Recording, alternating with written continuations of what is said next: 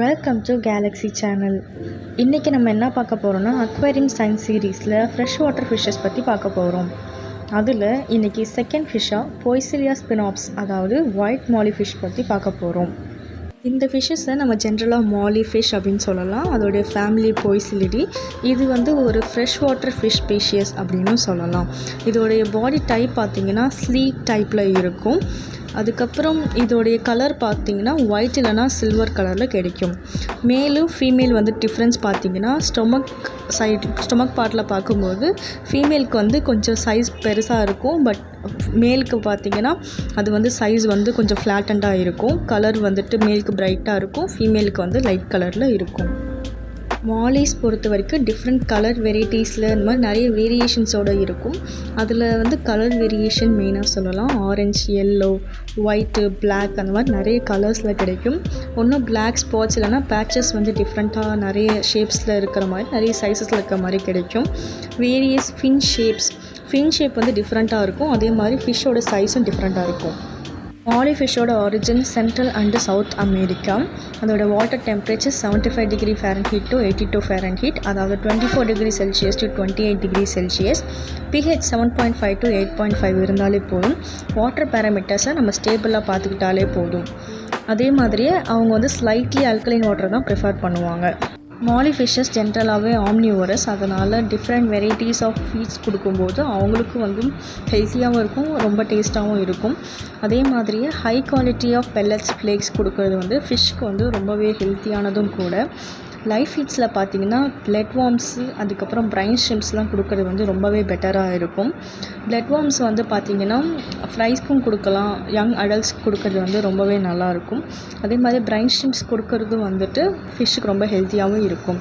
வெஜ்ஜஸில் பார்த்திங்க அப்படின்னா லீஃபி வெஜிடபிள்ஸ்னு சொல்கிற லெட்யூஸ், ஸ்பினாச், சுக்கினி அந்த மாதிரி நிறைய லீஃபி வெஜிடபிள்ஸ் கொடுத்தீங்கனாலும் ஃபிஷ்ஷஸ் நல்லாவே வளரும். இந்த ஃபிஷ் எல்லாமே பீஸ்ஃபுல் ஃபிஷ் ஸ்பீஷியஸ் அப்படிங்கிறதுனால ஈஸியாக கோஎக்ஸிஸ்டிங்காக இருக்கும். அவ்வளோ சீக்கிரமாக அக்ரெசிவ் பிஹேவியர் ஆகாது. அதனால் ஈஸிலி கம்பேட்டபிளாக இருக்கும். ப்ரீடிங் பொறுத்த வரைக்கும் மாலி ஃபிஷ்ஷஸில் அவங்க லைவ் பேரர்ஸ் அப்படின்னு சொல்லுவாங்க. லைவ் பேரர்ஸ்னால் குட்டி போடுவாங்க. ஃப்ரீ ஸ்விம்மிங்காக இருக்கும்போதே குட்டி போட்டுருவாங்க. யங் ஃப்ரைஸ் பார்த்திங்கன்னா இவங்க ரெடிலி இன் அக்வேரியம்ஸில் இன்ட்ரடியூஸ் பண்ணுறதுக்கு அவங்க ரெடியாகவே இருப்பாங்க. இவங்க ஒரு 35 to 40 ஃப்ரைஸ் போடுவாங்க.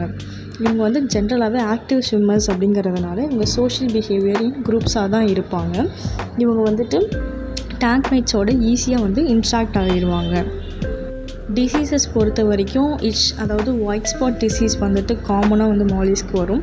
எனக்கு ஒயிட் மாலி இருக்கிறதோட எனக்கு கிடைக்கல. ஸோ அதனால் பிளாக்கோட நான் உங்களுக்கு காட்டுறேன். ஒயிட்டை விட பிளாக்கில் உங்களுக்கு நல்லாவே தெரியும். அதுக்கடுத்து ஃபின்ராட் டிசீஸ்னால் அதோடய ஃபின்ஸ் பார்த்திங்கன்னா அது நார்மலாகவே இருக்காது. அதே மாதிரி ஃபின்ஸில் பார்த்திங்கன்னா நிறைய டேமேஜஸ் இருக்க மாதிரி இருக்கும். அதுக்கப்புறமா ஃபங்கல் டிசீஸில் நீங்கள் அந்த ஸ்டொமக் ஏரியாவில் பார்த்தீங்கன்னா ஒரு காட்டன் லைக் ஸ்ட்ரக்சர் மாதிரி இருக்கும். ஸோ அது ஃபங்கல் டிசீஸ் தான். ஸோ இந்த மாதிரி டிசீஸ் வராமல் இருந்து பார்த்துக்கணும் அப்படின்னா நம்ம ரெகுலர் வாட்டர் மெயின்டெனன்ஸ் பண்ணணும். அதே மாதிரி ஃபிஷ்ஷோட ஹெல்த்தை பற்றி நம்ம நல்லா எப்பவுமே மானிட்டர் பண்ணிட்டே இருக்கணும். மெயினாக வாட்டர் பேராமீட்டர்ஸை நீங்கள் கவனிச்சிக்கிட்டே இருக்கணும். அது ஸ்டேபிளாக இருக்கா, எல்லா pH ரேஞ்சு, டெம்பரேச்சர் எல்லாமே உங்களுக்கு கரெக்ட் ரேஞ்சில் இருக்கா அப்படிங்கிறதையும் நீங்கள் அடிக்கடி செக் பண்ணிட்டே இருக்கணும். மானிட்டரும் பண்ணணும். மெயினாக வாட்டர் டெஸ்டிங் பண்ணணும். என்ன அசிடிட்டியில் இருக்கா, அல்கலைன் இருக்கா அந்த மாதிரி எல்லாமே செக் பண்ணிக்கணும். அதுக்கப்புறம் ஃபில்டர் க்ளீனிங் மெயினாக பண்ணணும். அதே மாதிரி ரெகுலராக வாட்டரையும் சேஞ்ச் பண்ணணும். ஃபில்டர் க்ளீனிங் பண்ணும்போது அதில் இருக்கிற டீப்ரீஸ், வேஸ்ட் எல்லாத்தையுமே வந்துடும். அதே மாதிரி வாட்டர் அடிக்கடி க்ளீன் பண்ணும்போது ஃபிஷ்க்கு எந்த டிசீஸும் வராமல் இருக்கும். எந்த டஸ்ட் அதுக்கப்புறம் எதுவுமே ஃபிஷ்ஷுக்கு அஃபெக்ட் ஆகாமல் இருக்கும். ஸோ இந்த வீடியோவில் போய்சிலியா ஸ்பினாப்ஸ் அதாவது மாலி ஃபிஷ் பற்றி நீங்கள் நிறைய தெரிஞ்சிருப்பீங்க. நெக்ஸ்ட் வீடியோவில் இன்னொரு ஃபிஷ்ஷஸோடு பார்க்கலாம். தேங்க்ஸ் ஃபார் வாட்சிங்.